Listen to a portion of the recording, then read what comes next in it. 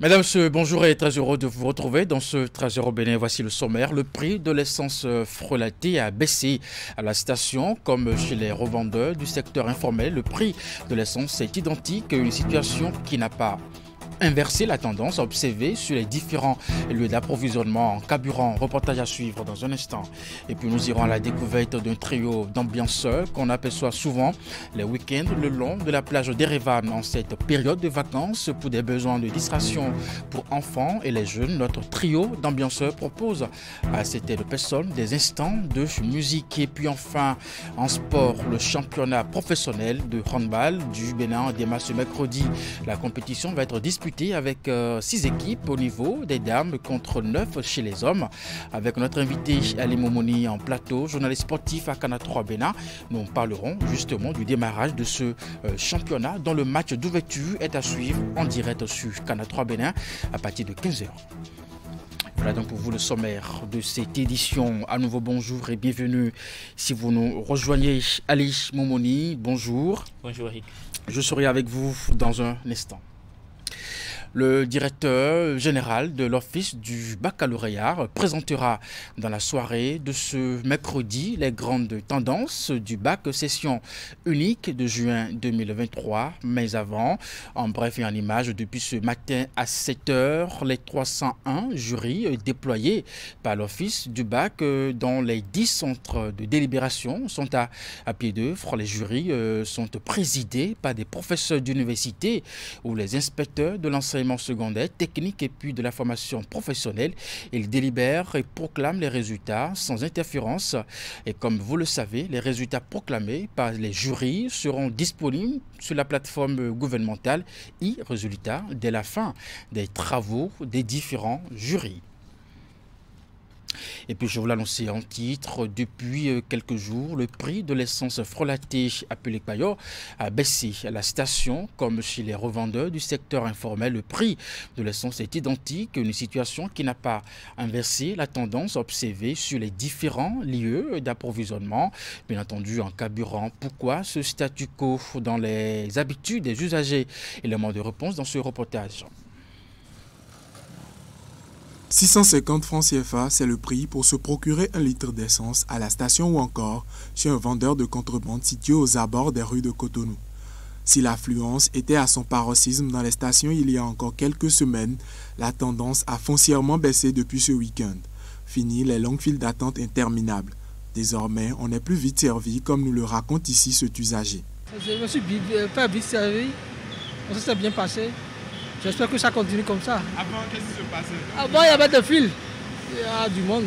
Et là, actuellement, bon, j'étais le seul à prendre avant que les gens ne me suivent. La migration massive des habitants de la ville de Cotonou dans les stations d'essence durant ces dernières semaines s'explique par la flambée du prix de l'essence de contrebande à 800 francs CFA le litre.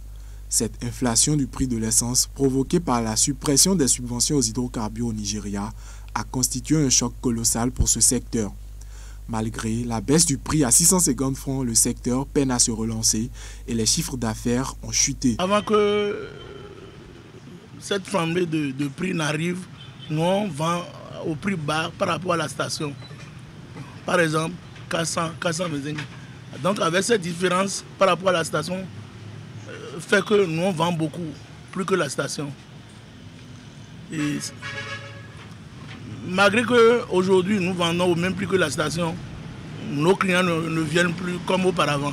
Pour Henri Assogua, président de l'association des vendeurs d'essence du secteur informel, la tendance actuelle du marché s'explique par la nouvelle dynamique insufflée par l'État béninois au secteur des hydrocarbures. Vous avez vu ces derniers temps que les clients sont un peu rares dans les stations, ce n'est pas qu'ils sont de retour, c'est à cause des stations, des milliers de stations, sinon des centaines de stations que le président Patrice Talon a construites.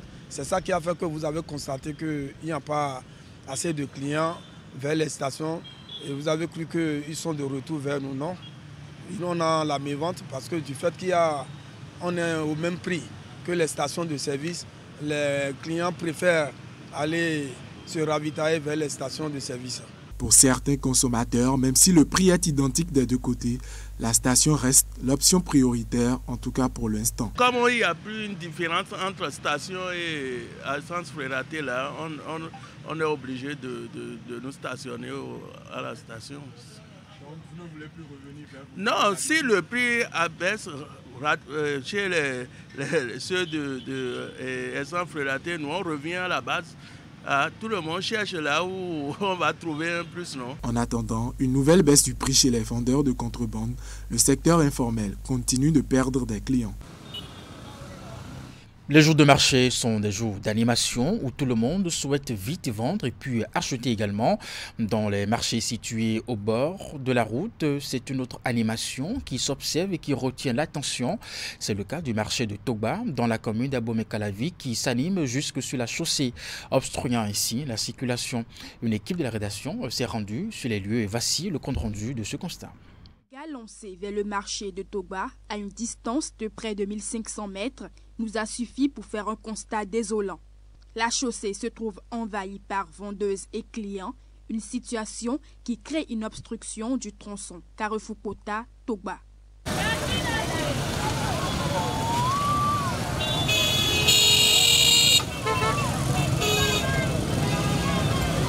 Ce lieu d'échange s'anime tous les 5 jours et à chaque fois, cela laisse place à une vraie bérésina. Motocyclistes, automobilistes et même piétons vivent des heures infernales de façon cyclique, comme ce samedi 8 juillet où nous étions sur place. En ce qui concerne les causes, elles sont diverses. Ce sont des personnes têtues qui viennent sur la chaussée. Ces femmes ont jusqu'à 8 enfants. Du coup, elles envoient leurs enfants vendre au bord de la voie. En tant que responsable du marché, nous avons longtemps sensibilisé sur cette situation. Même le CA et le maire ont pris des mesures. En plus, quand on essaye d'empêcher qu'elles montent sur la chaussée, cela se transforme en dispute. À cette difficulté s'ajoute l'impraticabilité des rues situées de part et d'autre du marché. Ces dernières affichent des nids de poules qui empêchent les usagers et les habitants de circuler facilement et occasionnent fréquemment des accidents. Par rapport à l'état actuel de la voie qui passe par le milieu du marché de Togba, rien ne va. En saison des pluies comme ça, nous avons des difficultés énormes, surtout la conduite. Être seul à moto, conduire n'est pas possible. Et on prend encore les clients, il y a plein de difficultés qui se tournent autour de ça. L'occupation anarchique des environs du marché, avec tous les déconvenus en cours juste en face des locaux de l'arrondissement. Les autorités, justement, affirment prendre les dispositions pour une intervention régulière de la police républicaine afin de discipliner les occupants du dit marché. Ces mesures semblent pour l'heure inefficaces puisque rien n'a encore changé. Nous sommes en période de vacances pour les apprenants et qui parle de vacances, bien entendu, parle de distraction pour les enfants et les jeunes. Et pour se distraire, certaines personnes se tournent vers la plage en groupe ou en famille, de quoi changer un tant soit peu d'air une fois en face à la mer ou dans les environs. Ils sont confrontés à une panoplie de gens qui leur proposent de petits services, de petits jobs. C'est le cas, bien entendu, d'un trio d'ambianceurs qu'on aperçoit assez souvent les week-ends le long de la plage d'Erevan. Une équipe de la rédaction vous propose ici un zoom sur ce trio d'ambianceurs qui procure joie et gaieté aux visiteurs de la plage tous les week-ends.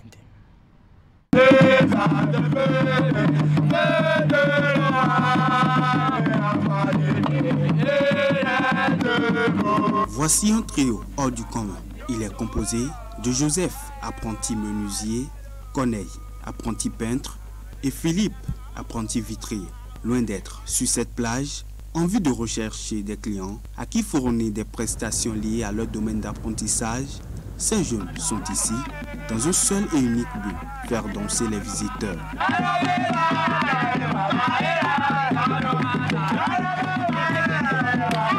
Vêtus le plus souvent d'une tenue locale, ce groupe d'ambianceurs créé depuis près de 3 ans est présent sur cette plage d'Erevan tous les week-ends dès l'après-midi.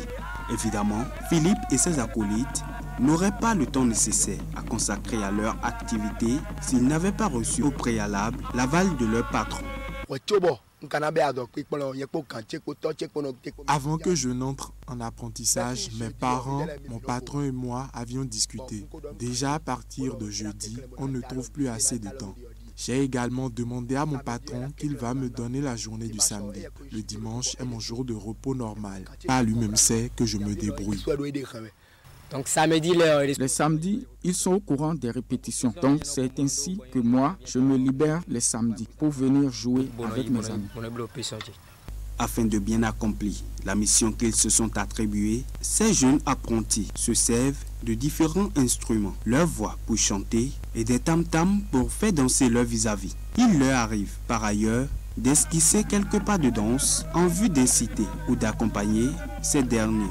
Dans ce registre, ils sont capables de vous dérouler tout le rythme du pays.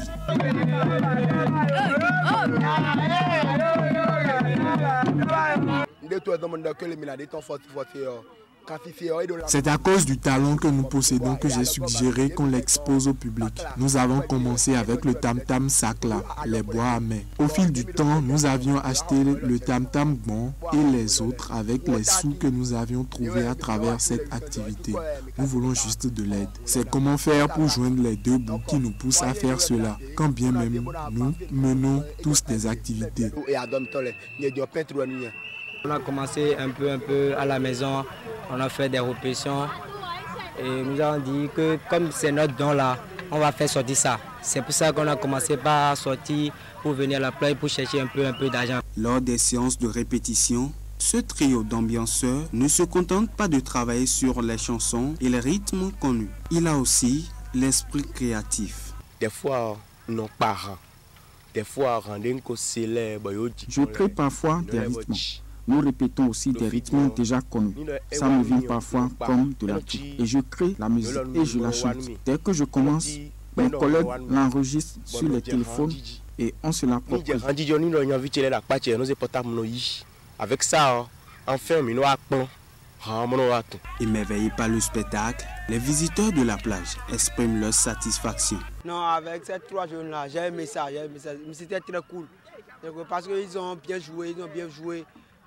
Et j'ai bien dansé, c'est très cool, j'aime ça. Ceux qui viennent de jouer là, bon, moi je suis idéen, j'aime ça. C'est notre tradition. Nous on aime ces danses-là. Bon, on a bien dansé, bon, ils ont bien joué parce que il faut qu'on les apprécie un peu plus beaucoup quoi, pour qu'ils continuent dans leur domaine.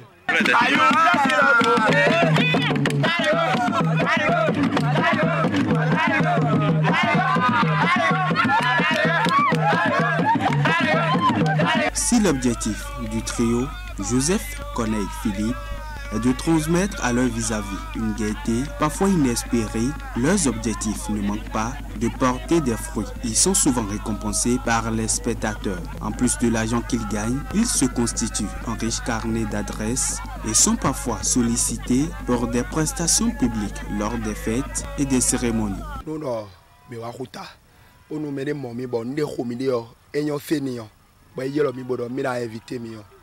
Quand on joue sur la plage et que les gens nous abordent pour nous inviter sur des événements, nous demandons le lieu. Pour nous, l'essentiel c'est le déplacement. Dès qu'ils nous gèrent le déplacement, nous allons sur les lieux. C'est en fonction de notre prestation qu'il va nous récompenser. Nous autres, nous allons satisfaire les attentes vis-à-vis de nous. Notre priorité, c'est la satisfaction du client. La rémunération peut venir après. Les gains ainsi obtenus font l'objet d'une gestion rigoureuse. Par exemple, nous avons 15 000 dions. Nous avons 2 000. D'ailleurs, nous avons économie. Nous avons sous-temps.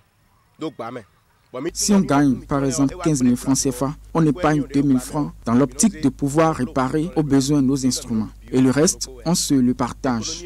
On ne dépense pas tout ce qu'on gagne. Si on gagne par exemple plus de 20 voire 30 000 francs, on épargne 5 000 francs. Intervalle de 30 000 à 20 000. Au moins 20 000, au moins 5 000. De quoi leur permettre de joindre les deux bouts.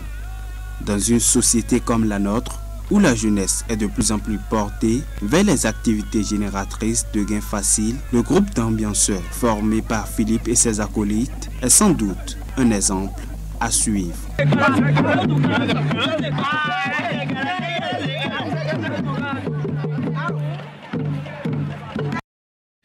Et après ce moment d'ambiance de notre trio, nous parlons sport à présent. Le championnat professionnel de handball du Bénin démarre ce mercredi. La compétition va être disputée avec 6 équipes au niveau des dames contre 9 chez les hommes. Avec notre invité Ali Moumouni, journaliste sportif à Canal 3 Bénin, nous parlerons justement du démarrage de ce championnat. Bonjour Ali Moumouni. Oui, bonjour. Alors, le lancement officiel de ce championnat, à quoi doit-on s'attendre? Oui, concernant ce lancement officiel, il y aura donc d'abord une cérémonie d'ouverture qui aura lieu, bien entendu, au Hall des Arts de Cotonou. Et puis, voilà, avant donc le lancement de la première rencontre, ce serait la rencontre des hommes, la rencontre entre Adjidja Handball Club contre Aspak Adjidja, qui est donc tenant de titre, qui a détrôné l'équipe de Flores qui était champion l'année dernière. Et donc, cette nouvelle dynamique qui amène les équipes du Vromen à redoubler d'efforts et à pouvoir donc rehausser le niveau de la compétition. Et c'est justement à juste titre que Adjidja se retrouve donc propulsé, sinon propulsé à ce niveau-là de la compétition en remportant le titre la saison dernière. Et donc, ce serait pareil cette saison avec toutes les réformes qui sont apportées par la Fédération béninoise de handball. Et je crois que c'est de bonnes guerres pour surtout les passionnés du handball et surtout pour le sport en général. Je crois que pour ce qui concerne cette ouverture qui va démarrer dans quelques instants, je dirais à 14h, la cérémonie d'ouverture avant la rencontre inaugurale, il y aura beaucoup de personnalités, notamment du ministère des Sports et des autres fédérations qui feront les déplacements pour soutenir en fait cette fédération qui fait beaucoup désormais pour la visibilité du handball béninois et par ricochet, je dirais, du sport béninois. Surtout que nous savons que le président de cette fédération, il s'est fait les choses. Oui, Sidiko Karimon, à son arrivée, je crois, a déjà signé beaucoup de partenariats avec beaucoup de structures afin de changer en fait le système, ce qui existait au niveau de cette fédération. La nouvelle dynamique. Oui, la nouvelle dynamique en cours dont on parle aujourd'hui. On sait que quand on parle de handball, ce n'est plus en fait une compétition qui se déroule sur quelques jours, comme surtout par le passé. Aujourd'hui, quand on parle de handball, c'est une compétition qui se joue sur plusieurs mois. D'ailleurs, on justifie cette première, en témoigne cette première phase donc, qui aura lieu sur un mois au cours duquel les différentes équipes auront la chance de jouer suffisamment de rencontres, alors que la compétition est subdivisée, je dirais, si je me permets cette expression, en trois phases. D'accord. Alors, comment la compétition va-t-elle se dérouler? Voilà, d'abord, ce qu'il faut retenir, c'est qu'il y a donc 2 catégories. Les catégories, c'est bien sûr les hommes et les dames. Au niveau des hommes, nous avons donc, au niveau des dames, pardon, nous avons 6 équipes qui vont entrer en compétition. Il y a Flores de Cotonou, il y a Aspak de Cotonou, il y a Adjidja de Cotonou, il y a Azomodel de Porto Novo, il y a Flambeau d'Abomey et puis il y a Baobab de Lokossa. Ces équipes vont entrer en compétition pour cette première phase et donc vont jouer les rencontres. L'équipe des dames? Oui, toutes les équipes des dames vont jouer les rencontres en linéaire, mais en aller simple. Là, ça veut dire que les rencontres, il n'y aura pas d'aller-retour. Les rencontres vont se jouer tout simplement en aller simple entre les différentes équipes. Au niveau des hommes, on a les équipes Adjidja, Flowers, Aspak, Azomodel, Buff de Parakou, ABO Sport d'Abomey, Asek de Djougou, Espoir de Parakou, Étoile Bleue de Ikmiller, qui est une nouvelle équipe qui s'ajoute bien sûr à cette longue liste qui devient donc 9 équipes. Et ces 9 équipes sont donc subdivisées, je dirais, en 3 groupes. Au niveau de la poule, il y a Adjidja, Flowers et puis Aspak. Azomodel, ABO Sport et Étoile Bleue sont logés dans la poule B. Et puis il y a les Buffles qui vont donc rester aux côtés de ASEC et puis Espoir pour la poule C. Donc ces différentes rencontres vont se dérouler par zone au niveau des hommes. Donc voilà comment ça va. Ils vont procéder. Les différentes équipes des différents pôles au niveau des hommes vont s'affronter en pôle et sur des aires de jeu qui sont réservées dans leur situation, je dirais, dans leur environnement, c'est-à-dire par rapport à la situation géographique de ces différentes équipes. Concernant donc Adjidja et Flowers et Aspak, ces équipes vont s'affronter à Cotonou, au Hall des Arts de Cotonou, bien entendu. Les équipes Azomodel, ABO Sport et Étoile Bleue vont s'affronter, c'est les équipes du centre. Et puis Buff, ASEC et Espoir sont des équipes du septentrion qui vont jouer entre elles. Et donc pour passer cette première phase, il y aura donc la deuxième étape au cours de laquelle il y aura donc 6 équipes hommes qui seront qualifiées. Donc les premières équipes qui auront suffisamment de points au niveau des pôles B et C vont se qualifier pour rejoindre les 2 autres équipes, mais les 2 autres vont sortir pour laisser place donc à 6 équipes qui vont s'affronter pour la suite de la compétition. Au niveau des dames, les 6 équipes qui démarrent vont poursuivre la deuxième phase et donc La dernière équipe au niveau de la deuxième phase sera éliminée, laissant donc place aux 5 autres équipes qui vont s'affronter pour la dernière phase de cette compétition. Et ce serait pareil pour les hommes, où 5 équipes vont se retrouver en dernière phase pour jouer également une compétition regroupée en aller simple, où on aura donc les meilleurs qui vont, de façon linéaire bien entendu, où on aura les meilleurs qui vont remporter les titres. Alors on le rappelle, hein, ce championnat démarre aujourd'hui, cet après-midi même. Quelles sont les affiches du jour? Oui, les affiches du jour, on le disait tantôt, Adidja sera l'adversaire donc d'Aspac, c'est la rencontre inaugurale, la rencontre officiellement qui sera diffusée, bien entendu sur Canal 3 Bénin. En dehors de ça, il y aura donc le match ASO Baobab au niveau des dames qui sera donc face à Flowers au niveau des dames. Cette rencontre est prévue également pour 15 h. Il y a l'autre rencontre entre les Buffles et Espoir qui aura lieu dans le Septentrion. Il y a la rencontre Azo Model et puis Étoile Bleue, Flambeau au niveau des hommes. Au niveau des dames, il y a 2 autres rencontres qui seront au programme aujourd'hui à 15 h. Il y a Flambeau qui sera l'adversaire de Adidja et puis Azo Model qui affrontera à 16h30 Aspac Handball Club. Les installations, c'est bien sûr, si vous lisez le CLSL, c'est le centre de loisirs des sports de l'Okosa qui va accueillir donc cette rencontre entre Azo Baobab et Flowers à 15 h. Et donc, quand vous lisez également Hall, c'est bien sûr le Hall des Arts de Cotonou. CDG, c'est le stade Charles de Gaulle de Porto Novo. Il y a le stade Omnisport de Goro également. Il y a donc STA Pobet qui est le stade Omnisport de Pobet. On sait que les différentes installations mises en place par le gouvernement permettent vraiment d'animer ces compétitions. Parce que ce sont des stade omnisport qui ont donc toutes les installations, que ce soit de foot, de hand et puis de basket également, pour permettre aux différentes fédérations de pouvoir donc animer les activités statutaires. Quand vous lisez donc le stade, il y a le stade de Djougou bien sûr où ASEC va accueillir ces rencontres, et puis quand vous lisez donc CAS, c'est bien sûr les centres des activités sportives, c'est situé à Parakou. Et pour finir, on le rappelle justement, le démarrage de ce championnat avec le match d'ouverture est à suivre en direct sur Canal 3 Bénin à partir de 15 h. Avant de vous laisser partir, est-ce que tout ceci permet de relever le niveau des équipes? Oui, je crois que ça permet de relever le niveau des équipes parce que ce qui fait une bonne équipe, c'est d'avoir suffisamment de temps de jeu. Et donc aujourd'hui, avec la dynamique en cours, les équipes ont suffisamment de temps, ont suffisamment de rencontres, de matchs à disputer afin de rehausser le niveau. Et je crois que ceci va permettre à nos équipes de pouvoir représenter valablement le pays à l'extérieur. Merci à vous, Ali Mouni. Je rappelle que vous êtes journaliste sportif ici à Canal 3 Bénin. Une autre information qui me plaît de vous rappeler, surtout à nos amis candidats au baccalauréat. Le directeur général de l'Office du baccalauréat présentera dans la soirée de ce mercredi les grandes tendances du bac session unique de juin 2023. Mais avant, depuis ce matin déjà à 7 h, les 301 jurys déployés par l'Office du bac dans les 10 centres de délibération sont à pied d'œuvre. Les jurys sont présidés par des professeurs d'université ou les inspecteurs de l'enseignement secondaire technique de la formation professionnelle. Ils délibèrent et puis proclament les résultats sans interférence. Et comme vous le savez, les résultats proclamés par les jurys seront disponibles sur la plateforme gouvernementale e-résultats dès la fin des travaux des différents jurys. Mesdames, Messieurs, c'est donc la fin de ce 13 h au Bénin. Merci de nous avoir suivis et de votre fidélité également à 16 h, votre bulletin d'information, mais avant à 15 h, le match d'ouverture de ce championnat. Et puis à 19 h 30, la grande édition de la soirée. Jusque-là, portez-vous bien et à très bientôt.